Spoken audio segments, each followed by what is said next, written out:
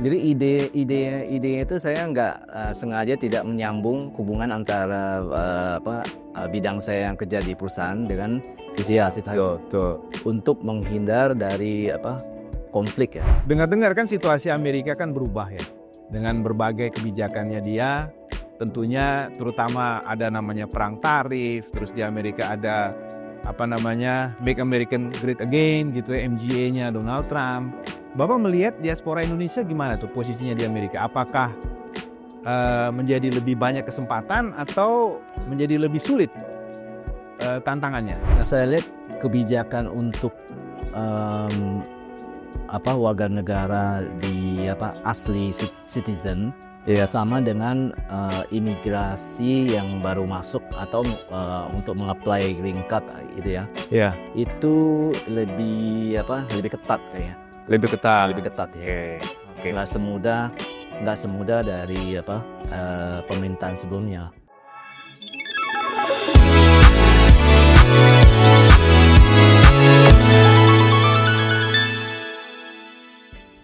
Diaspora Indonesia adalah salah satu bagian yang sangat menarik ketika dibahas di dalam berbagai lingkungan, di berbagai kegiatan. Salah satu bagian yang menjadi menarik adalah bagaimana perjuangan para orang-orang Indonesia di berbagai negara yang menjadi tempat mereka hidup, berkembang, dan juga mengambil berbagai kegiatan di sana. Hari ini ada satu yang menarik di podcast DCS Podcast hari ini, yaitu salah seorang diaspora Indonesia yang ada di Amerika. Yang menarik adalah beliau selain menjadi diaspora Indonesia di Amerika, bekerjanya di perusahaan multinasional Jepang yang ada di New York.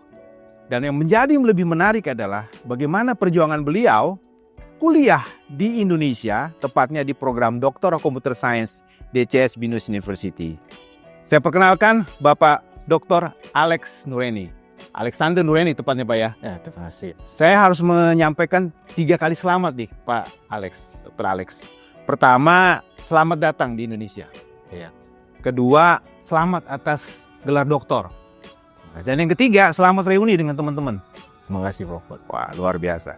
Pak Alex, Bapak terakhir ke Indonesia itu tahun berapa? Boleh tahu? Tahun 2000. 2000. Berarti 25 tahun yang lalu. 2005 tahun lalu. Nah, ketika Bapak 2025 dibanding ke tahun 2000, gimana tuh bedanya Jakarta waktu itu? Banyak perubahan ya. Contohnya apa tuh Pak?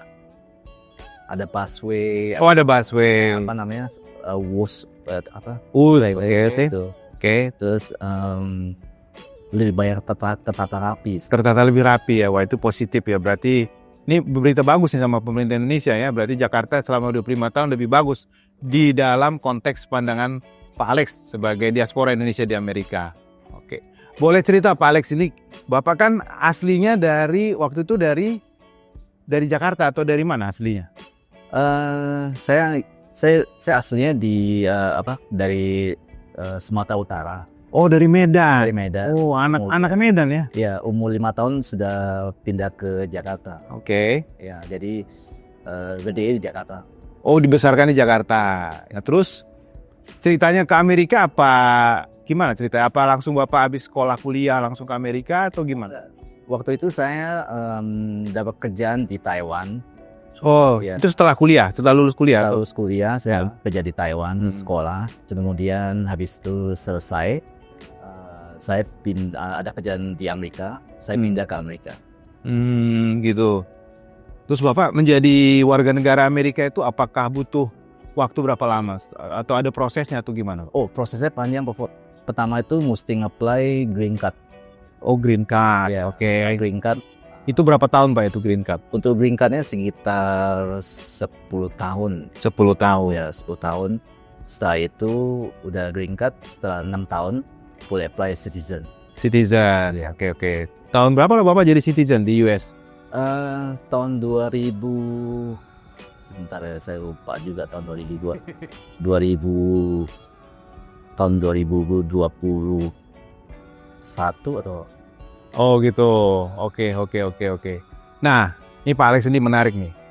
Bapak kan kerja di Amerika, tepatnya di New York ya.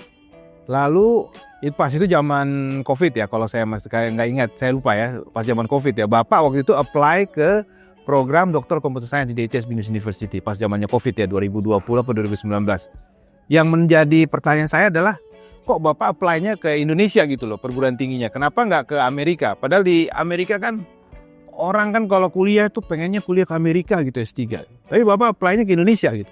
Iya, pada saat itu saya cari-cari informasi. Kan COVID itu kan saya di rumah ya. Betul. Jadi mikir untuk itu sekolah. Oke. Kemudian saya cari informasi, ternyata di Amerika itu biaya untuk sekolah itu lebih tinggi. Biaya kuliah lebih tinggi, oke. Lebih tinggi. Jadi saya lihat kenapa saya coba ngecek yang di Indonesia gitu. Satu yang saya cek itu yang utama kan komputer BINUS. Oke, komputer BINUS. Nah, BINUS. Kemudian saya ragu-ragu. Bidang saya itu lulusan S1, S2, S3, S2 itu nggak ada hubungan komputer. Ya, tapi pekerjaan Bapak sehari-hari Di komputer. Oh. Jadi saya coba kontak BINUS nih, nanya dulu apakah bisa nggak gitu diterima gitu. Iya, oke. Itu pas masa COVID. Pas masa COVID. Itu berarti pas masa COVID, maaf, kalau di Indonesia kan banyak perusahaan tutup Pak Alex. Istilahnya masa suram ya, masa gelap. Kalau di Amerika masa COVID gimana Pak? Pada saat itu saya bekerja di perusahaan, saya dirumahkan. Dirumahkan, tapi bukan berarti PHK ya? Sebenarnya sih pas dirumahkan dalam arti Di rumah atau gimana Pak? istirahat di rumah. Istirahat di rumah. Cuma perusahaan tempat saya kerja itu dia meminta mengklaim asuransi. Mengklaim, oke. Mengklaim asuransi, jadi saya coba klaim. Ternyata itu lebih besar daripada saya masuk ke kantor. Oh. Dia ada rekan-rekan saya itu dia kerja di kantor. Oke. Sedang saya dirumahkan. Ah. Nah, pendapatan saya di rumah itu lebih besar dibandingkan pada dia masuk kantor. Oke, dengan kata lain dirumahkan tuh lebih besar pendapatannya daripada Masuk kantor. masuk kantor. Orang pas pada saat COVID itu kan di kantor kan berbahaya ya pada saat. Iyalah, betul. Banyak kasus kejadian ya. Saya ada komplain dari kerja. Mendingan saya di rumah aja Di rumah. Iya. Oh, itu pilihan Bapak. Pada saat itu nggak ada pilihan, Prof. Jadi itu perusahaan minta saya untuk di mana saya ikut. Dirumahkan. Dan Bapak maulah dirumahkan. Dan menariknya dari asuransi membayar lebih besar daripada kalau kerja. Kerja di kantor. Boleh tahu Pak, ini menarik nih, karena kalau di Indonesia nggak seperti itu. Di Indonesia kan kalau kita zaman COVID ya, mohon maaf ya, dirumahkan ya udah orang istilahnya makan tabungan Pak. Oh. Jadi kita tuh makan uang tabungan lah istilahnya. Kok bisa pemerintah Amerika itu punya, atau perusahaan asuransi di Amerika itu punya semacam produk ataupun semacam kebijakan yang memungkinkan warganya yang pas zamannya COVID itu malah bisa menikmati gitu loh. Sebenarnya sih ada semacam persyaratan setiap perusahaan di Amerika itu. Perusahaan itu menyediakan asuransi untuk pegawainya. Jadi kalau suatu saat pegawai itu dipecat secara sepihak, pegawai yang bekerja itu bisa mengklaim asuransi untuk memenuhi kebutuhan karyawan juga. Malah saya lihat klaim itu bisa bertahun-tahun. Klaimnya bisa bertahun-tahun. Ada yang sangat happy sampai saya nggak kerja, saya klaim terus sampai saya bertahun-tahun kerja di rumah gitu. Ada seperti itu. Oke. Malas dia nggak mau kerja. Oh. Malas mau kerja, dia klaim terus karena kan nggak ngapa-ngapain di rumah. Digaji, dapat gaji buta, nikmati hidup bertahun-tahun. Oke. Malah sampai di departemen perbuatan tuh dia nggak mau kerja kan. Dia nawarin kerjaan dari pemerintah kan menawarkan mereka itu untuk bekerja, untuk balik. Tapi ada yang malas gitu. Ya, karena dia udah dapat, jadi nggak ngapa-ngapain, dia gaji buta kok. Ini berita yang menarik nih. Siapa tahu orang-orang Indonesia mau diaspora ke Amerika kali ya. Tapi nggak segampang itu Pak ya. Oke. Nah, Pak Alex ini kan kerja di perusahaan multinasional Jepang ya, di New York ya. Boleh tahu Pak, Bapak itu orang Indonesia asli, kerja di Amerika, punya budaya rigid perusahaan yang kayak Jepang. Saya kebetulan beberapa kali ke Jepang melihat di Jepang itu kan istilahnya itu 7-Eleven. Masuk jam 7, pulang jam 11 malam. Di New York seperti itu juga nggak Pak, perusahaan Jepang itu? Culture untuk perusahaan Jepang itu berbeda ya. beda. Karena di Amerika itu ada sistem ya. Oh, Jadi kalau kita dibayar waktu kerja jam berapa, selesai jam berapa gitu. oke. Kalau di luar dari jam kerja, itu ada hitungan lain. Ada lagi. Ada lagi hitungan lain. Jadi Wah, ini kita dari perusahaan Jepang itu dia harus mengikuti peraturan yang berada di Amerika. oke. Dengan kata lain, 7-Eleven style gaya budaya di Jepang belum tentu bisa di. Nah, ini bisa dia apply di Amerika. Oke. Nah, Iya. Bapak gimana nih orang Indonesia mengikuti budaya perusahaan Jepang ada di Amerika tuh? Itu kan Indonesia style budaya kan beda, Pak. Caranya adaptasinya gimana? Sebenarnya sih budaya di Amerika itu lebih terbuka ya. Dan perusahaan Jepang juga yang berada di Amerika juga mau tahu mau harus mengikuti peraturan yang sudah ada Di Amerika. di Amerika. Ya. Jadi ya lebih bagus lah dibandingkan kerja di asli Jepangnya gitu. Iya, ini menarik nih karena Iya. ada beberapa teman saya orang Jepang dia cerita kalau kamu mau menikmati nikmatnya bekerja di perusahaan Jepang itu jangan bekerja di Jepang, kerjalah di Amerika atau di Eropa katanya. Iya. Ternyata benar ya seperti itu ya. Ya benar Pak Fot. Jadi seminggu Bapak berapa hari nih kalau kerja? Kalau di Saya kerja itu onsite di rumah kerja 3 hari. Oke, Jadi 3 hari di rumah. 2 hari saya mesti ke kantor. Oh, Ya, enak saya tuh. ya. Berarti sisanya itu Bapak berarti online. Ya, lebih banyak online ya. Oke, berarti seperti hari ini Bapak berarti bisa remote nih ceritanya. Ya, umumnya saya ngontrol robotik di New York kan. Robotik. Ya, Oke. jadi ada sekitar 1.000 robot yang jalan 24 jam di hari. Dimanapun saya berada, saya mesti ngecek statusnya. Status robotnya. Ya. Oke, boleh cerita nih Pak Alex, mungkin kita nggak usah terlalu dalam ya. Bapak tadi mention robot, kan orang nangkepnya itu di perusahaan manufacturing ya, atau perusahaan kayak assembly gitu ya. Ini robot yang Bapak maksud ini seperti apa? Robot yang ada di perusahaan saya kerja itu dia Istilahnya kalau di New York kan itu finance karena di perusahaan ini kan dia ada banyak cabang bisnis. Oke. Ada bisnis di otomotif, ada bisnis di finance, ada bisnis di bidang lain gitu loh. Nah itu ada di seluruh dunia. Nah masing-masing itu kan perusahaan kecil kan dia minta untuk membuat semacam laporan. Oke. Jadi keberadaan robot itu mengambil data yang sudah ada di seluruh dunia, kemudian diproses. Wow. Data diproses untuk membuat laporan. Nah biasanya kalau manusia itu membutuhkan waktu 1 bulan 2 bulan Menghasilkan reporting. dengan keberadaan robot ini dalam setengah jam selesai. Wah, luar biasa. Jadi itulah perusahaan Bapak bergerak di situ. Ya, saya fokus di bidang itu. Oke. Jadi ini kayak agent base gitu ya. Jadi dia itu mengcompile semua laporan dari berbagai bidang Ya. dijadikan satu laporan Jadi kan satu laporan. dalam kurang dari 1 jam selesai. Ya, umumnya saya 1 jam 2 jam selesai. Luar biasa. Ya. Itu boleh tahu Pak, itu kok perusahaan Jepang bisa tahu Pak ya? Itu maksudnya ada bisnis seperti itu gitu. Sebenarnya sih dia belajar juga dari perusahaan Amerika. Oh gitu. Ya, perusahaan Amerika, perusahaan Eropa. Karena software itu semua itu datang dari Amerika dan Eropa. Iya. Jadi banyak melakukan kolaborasi. Oke. Menghasilkan kolaborasi, kemudian muncul ide baru, kemudian dikembangkan di perusahaan saya sekarang ini. Ya, oke. Iya. Oke, maaf Pak ini Pak Alex. Ini kita mau coba mappingin ya. Ini kan Bapak bekerja di bidang terkait dengan robot ya.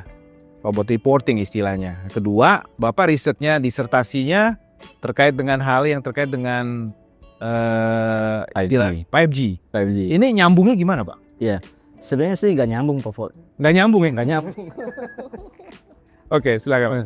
Jadi ide itu saya nggak sengaja tidak menyambung hubungan antara bidang saya yang kerja di perusahaan dengan TCS Tuh. untuk menghindar dari konflik ya. Ya. Jadi data-data dari perusahaan itu juga nggak boleh dikeluarkan gitu. Iya. Ya. Kalau disertasi Bapak itu apa boleh cerita Pak Alex? Walaupun kita nggak bisa bahas dalam-dalam lah. Bisa Iya. cerita sedikit Pak. Iya, disertasi saya itu sebenarnya idenya itu datang dari awalnya itu ada hubungan dengan cloud service ke cloud 5G. Oke. Tapi setelah bertemu dengan tim pemotor, ide itu berubah. Biasa itu di disertasi. Oke, terus Tim pemotor itu ide itu canggih sampai lari ke firmware. firmware. Oke. Itu bisa diutak-atik gitu ya? Iya, ternyata firmware itu awalnya memang bukan bidang saya, tapi dengan adanya disertasi ini memacu saya untuk belajar sesuatu yang baru. Oke. Mau tak mau harus belajar. Iya.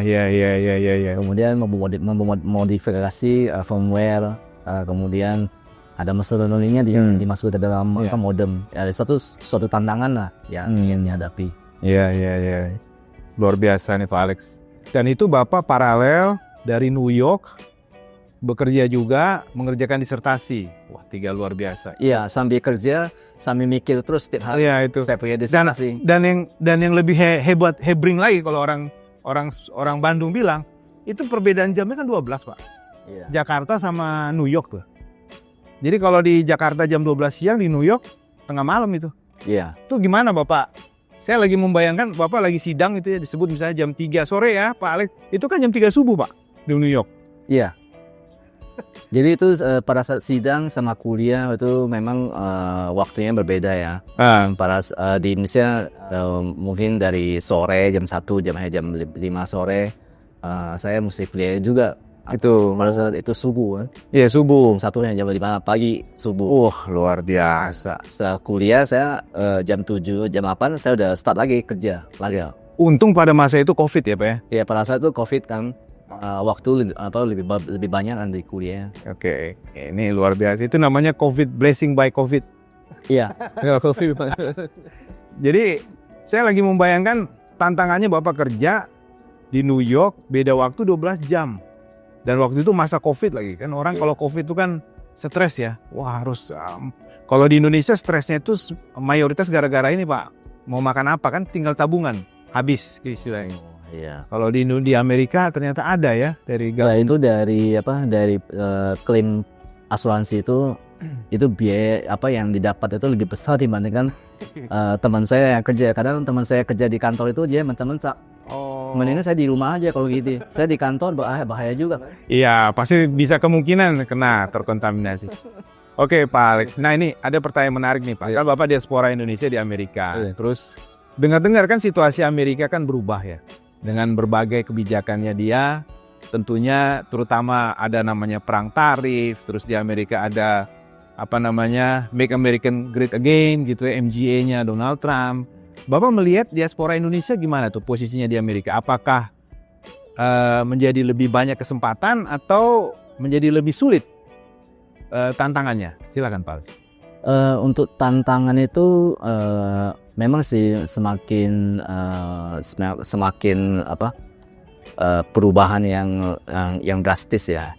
Di Amerika itu kan ada semacam Republikan dan Demokrat. Iya. Nah, Republikan ini ada banyak perubahan, lebih banyak proteksi lah untuk negara warga negara Amerikanya. Itu proteksi itu sangat tinggi ya. Itu berpengaruh juga dengan politik luar negeri itu. Kemudian ada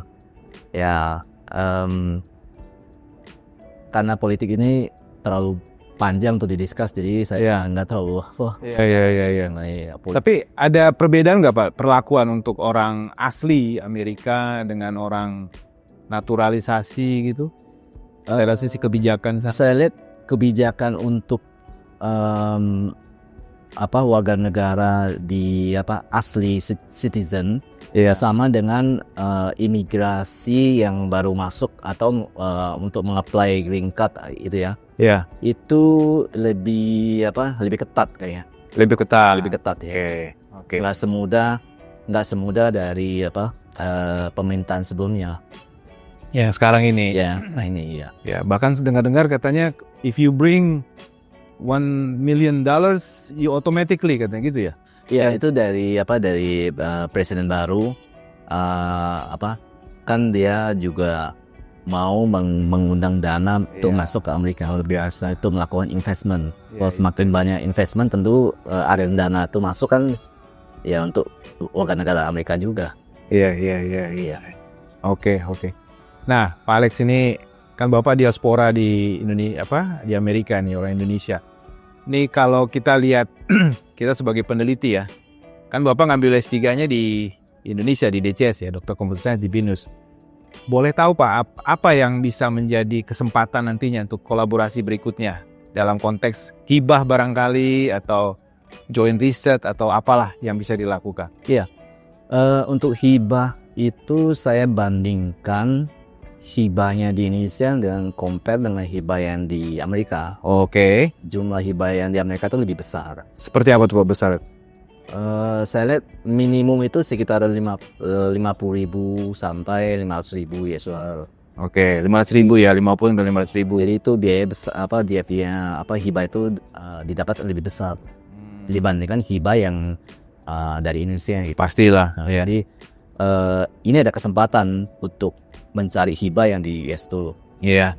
Kalau bisa dana itu bisa besar, tentunya para peneliti-peneliti lebih semangat. Lebih semangat ya. Boleh tahu Pak, itu requirements-nya hibahnya seperti apa? Karena kalau dengar-dengar ini nggak tahu, ini kan banyak yang mengatakan Amerika itu grant, cut katanya. Nggak ada lagi katanya. Bahkan dengar-dengar USAID katanya. Itu nggak ada lagi tuh USAID, sudah sayonara katanya. Itu benar nggak Pak? Atau itu hoax atau apa? Iya, sebenarnya sih hibah-hibah yang untuk kepentingan di dalam negeri Amerika itu masih ada. Masih ada atau lebih banyak atau Lebih banyak malah. Oh, lebih banyak. Lebih banyak karena pemerintah baru ini kan lebih condong sangat welcome kalau penelitian itu berada di dalam negeri. Karena penelitian dalam negeri itu tentunya kan tipikalnya membangun ya. Jadi sesuatu yang membangun untuk perekonomian negara, atau inovasi baru yang menghasilkan sesuatu dalam negeri, itu sangat menarik dengan pemerintah baru. Iya. Jadi ini menarik nih, berarti hibah yang disediakan oleh federal government itu diperuntukkan untuk di dalam Amerika sendiri. Di Amerika sendiri. Jadi tidak dibawa untuk keluar. Iya, itu tipsnya. Iya, itu tipsnya. Berarti memang banyak ya Pak ya? Itu banyak itu.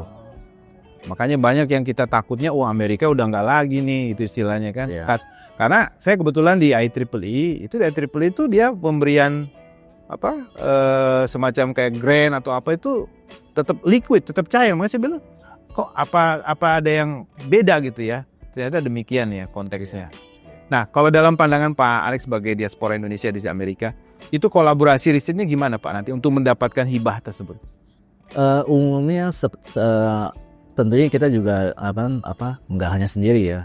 Yeah. Jadi kalau saya mau mengkolaborasi mengajukan hibah, tentunya saya juga harus ada backup resource. Oke. Dinas juga gitu. Ya kan? Peneliti-peneliti itu untuk bergabung, join, kemudian kita juga membidik kira-kira hibah untuk bidang apa yang akan dikembangkan yang dibutuhkan oleh pemerintah Amerika. Ya, itu salah satu untuk mendapatkan hibah. Kemudian ada banyak yang diminta dari pemerintah Amerika. Kita ikuti peraturannya. Bisa persyaratan apa saja, kemudian apa saja yang dibutuhkan. Kita ikutin peraturannya. Pastinya harus ada partner dari sisi Amerikanya. Ada sisi itulah Pak Alif nanti di situlah ya. Oke. Nah, boleh tahu Pak, nih kalau kita ngebidding hibah nih kalau ke Amerika, kira-kira bidang apa Pak yang menjadi prioritas? Ada nggak misalnya bidang aerospace misalnya, atau bidang apa? Silakan Pak. Ada banyak bidang yang sangat menarik dari pemerintah yang baru ini. Satu contoh itu AI, pengembangan AI, kemudian teknologi 6G, kemudian machine learning, teknologi yang ada AI-nya untuk pengembangan di Amerika sendiri. Ya, itu juga banyak sekali medical, pengembangan obat-obatan dengan menggunakan teknologi AI untuk dikembangkan. Kayak simulasi visualisasinya. Kemudian untuk memprediksi hasilnya untuk kebutuhan masyarakatnya. Oke. Tapi informasi yang sudah dikembangkan itu keluar. Proteksi. Ada proteksinya gitu. Oke. Nah, untuk pengembangan kolaborasi umumnya tidak dilakukan di perusahaan, tetapi langsung diajukan ke pemerintahan. Oke. Ada organisasi, kemudian ada pemerintahan. Selama ada penelitian dari pemerintah untuk dikembangkan, kita bisa ajukan. Oke, ya. Tapi ada juga perusahaan startup yang baru memulai juga sedang mengembangkan. Nah, ini juga biasanya perusahaan yang baru startup biasanya lebih open dibandingkan yang perusahaan yang sudah established gitu. Oke. Ya, kalau perusahaan yang sudah established sudah lama, tentunya mereka juga memproteksi kan data-data mereka yang sudah mereka lakukan penelitian yang sudah lama, informasinya tidak boleh keluar. Karena kalau kita perhatikan ya, Indonesia itu dibandingkan dengan, mohon maaf ya, kayak negara-negara India barangkali ya, mereka kan banyak sekali tuh diasporanya dia di sana. Sedangkan di kita itu mungkin tidak banyak fokus di dalam konteks teknologi. Kalau India kan banyak itu istilah mendominasi gitu. Yang Pak Alex perhatikan kan Bapak pastinya di perusahaan di sana di New York itu teknologi itu pasti Bapak kan ada variasi ya staf pekerja di situ. Ada orang Jepangnya, ada orang Amerikanya, mungkin ada orang-orang dari negara lain seperti itu. Kalau Bapak melihat tuh, apa sih sebenarnya yang dibutuhkan untuk bisa bekerja di perusahaan multinasional secara global gitu? Apa sih keahliannya yang perlu? Apakah harus memiliki keahlian misalnya bahasa pemrograman ini misalnya, atau harus memiliki keahlian misalnya apa gitu? Iya, umumnya untuk para mahasiswa yang sedang ngambil di CS, kemudian tertarik untuk bekerja di luar negeri global, umumnya itu mestilah memprepare kemampuan skills. Semakin banyak skill yang didapat langsung yang dibawa dari Indonesia, itu misalnya gimana ya, saya harus bisa, skill saya tuh lebih banyak dibandingkan orang lokalnya. Jadi kalau saya mau masuk ke suatu industri, tentu saya skill itu harus lebih dari orang lokalnya, dari mereka. Ya, pasti ditanya, kenapa pemerintah baru, kenapa saya meng-hire orang luar, sedangkan saya bisa dapat lokal. Tentunya ada sesuatu yang lebih dari orang ini. Ada lagi nggak Pak? Itu aja bro. Itu yang terpenting. Paling berat ya? Iya, itu yang kedua adalah mental. Jadi mental itu kalau ditolak itu tentunya harus berusaha memperbaiki diri gitu. Kalau misalnya ditolak kan, nah jangan berhenti dengan satu aja, kita berusaha improve lah gitu loh. Mental itu sebuah bentuk bukti bahwa sudah terbukti lah ya. Iya, mental itu harus kuat. Jadi kalau ditolak 1 kali atau ditolak 10 kali, kesempatannya juga ada gitu kan. Harus positive thinking gitu loh. Berarti Pak Alex ini udah berkali-kali ditolak. Iya, ditolak itu sudah biasa. Tapi kalau diterima itu sesuatu yang luar biasa kan. Luar biasa. Penting ya. Nah, dari sisi Bapak sendiri selama ini kan orang-orang banyak yang tertarik, wah diaspora Indonesia di Amerika, seperti melihat sesuatu yang luar biasa tuh. Padahal perjuangannya itu memang istilahnya kalau bahasa Spartan gitu ya. Wah nih, dan berkeadaan itu harus tough gitu. Iya, karena selama bekerja itu kan tentunya kita berkembang terus ya. Banyak perusahaan yang sudah bekerja sebelumnya itu kita pengalaman yang sudah didapat itu terus bertambah Jadi tidak bisa datang secara sekejap. Semua itu butuh proses. Butuh proses. Ya. Kalau Bapak lihat sendiri orang Indonesia di Amerika, kan Bapak pasti ada komunitas ya, yang berteman dengan teman-teman di sana di Amerika. Apa sih Pak Bapak melihat antara diaspora Indonesia dengan, mohon maaf nih, dari negara lain? Ada bedanya? Negara lain, maksudnya negara? Misalnya dari China, dari India gitu kan, mereka kan punya sendiri kan. Oh ini dari imigran dari India, dari China, atau bahkan dari Filipina gitu. Indonesia itu apa sih karakteristiknya? Karakteristik untuk orang Indonesia tuh lebih kompak ya saya lihat. Lebih kompak. Lebih kompak tuh ya. Di mereka banyak lebih condong ke dengan di sana ada kantor imigrasi di New York kan. Orang diaspora tuh sering juga ketemu di sana gitu. Oke. Ya, jadi ada semacam aktivitas orang-orang Indonesia berkumpul. Mereka lebih kompak setahu saya. Begitu. Iya, ada banyak acara gitu, Pak. Saya hari kemerdekaan, Kumpul. kumpul gitu loh. Oke. Dan Pak Alex sampai sekarang juga ikut masih. Iya, saya juga waktu itu pernah ikut juga. Oke. Baik, terima kasih banyak Pak Alex. Ini menarik Pak Alex. Saya lihat inilah karena banyak orang yang bercita-cita saya ingin go global jadi diaspora. Dan mereka berpikir itu hanya modal dari sisi skill teknis aja gitu. Ternyata salah satu yang paling penting adalah harus bisa membuktikan lebih daripada orang lokal. Mesti ada sesuatu yang lebih. Ya. Tapi yang positif Pak ya lebihnya ya. Ya, lebih itu harus positif dalam arti kenapa perusahaan besar meng-hire orang luar itu. Pasti ditanya, kenapa?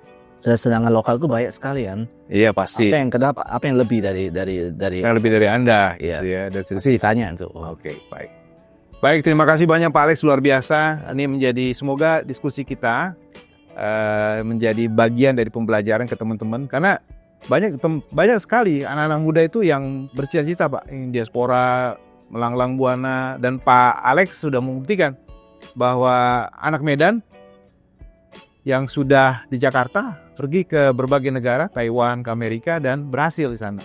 Dan yang lebih menarik, Pak Alex mengambil doktornya di Indonesia. Nah, itu yang luar biasa. Hampir semua orang berpikir ngambil doktor, kalau dia di Amerika ngapain ngambil doktor di Indonesia kan begitu kan. Tapi Pak Alex agak sedikit berbeda nih pemikirannya, dan itu luar biasa Pak. Artinya secara kualitas dan juga secara standar, doktor yang ada di Indonesia, terutama di DCS, Dokter Computer Science di BINUS, itu sudah memenuhi standar yang Bapak harapkan. Karena apa terjadi, Pak Alex kan istilahnya kan sudah teruji ya di berbagai perusahaan, terutama yang sekarang di perusahaan Jepang. Sekali terima kasih Pak Alex. By the way, terakhir Pak Alex sudah mencicipi makanan Indonesia apa aja Pak? Saya senang sekali makan itu ya, masakan Padang Pak. Padang. Iya. Terakhir tuh makan Padang itu saya. Kemarin ya. Iya, masakan Padang itu mantap sekali. Mantap ya. Tapi nggak terasa pedas Pak? Pedas tapi kita memang Indonesia ya, dia punya taste-nya tuh beda ya. Beda ya. Agak beda dengan Mexican food ya. Beda, lebih gurihnya, lebih maskris ya. Tapi masakan Indonesia itu nggak ada tandingannya. Nggak ada tandingannya. Habis dari Jakarta nanti Bapak keliling kemana lagi rencana? Dari Jakarta tadi sih saya rencana mau ke Medan. Ke Medan. Cuma balik kampung. Iya, mertua minta ketemu kan. Oke. Tapi karena waktunya terbatas, saya harus schedule ulang lagi. Oke. Baik, terima kasih banyak Pak Alex. Semoga sukses. Terima kasih. Dan mungkin di beberapa tahun lagi mungkin bisa balik kembali, bawa keluarga ke sini. Ya, saya rencana nanti untuk vacation-nya mungkin bawa orang keluarga ke sini jalan-jalan. Udah banyak Pak di sini destinasi yang mungkin Bapak dulu tahun 2000 mungkin belum ada ya, tapi di tahun 2000 belum ada peak. Bapak udah pernah peak? Iya, saya lihat banyak sekali tempat yang baru-baru tuh masuk. Iya. Tahun 2000 belum ada tuh. Dulu masih laut Pak. Kalau sekarang udah jadi pulau. Iya. Ada perkembangannya sangat luas sekali loh. Iya. Oke, baik, terima kasih. Pemirsa, itulah diskusi kita kali ini untuk DCS Podcast. Menarik sekali bagaimana perjuangan seorang anak Medan yang sudah melanglang buana ke berbagai negara dan menjadi diaspora Indonesia di Amerika. Semoga bisa mendapat pembelajaran dan kita bertemu di seri DCS Podcast berikutnya. Terima kasih.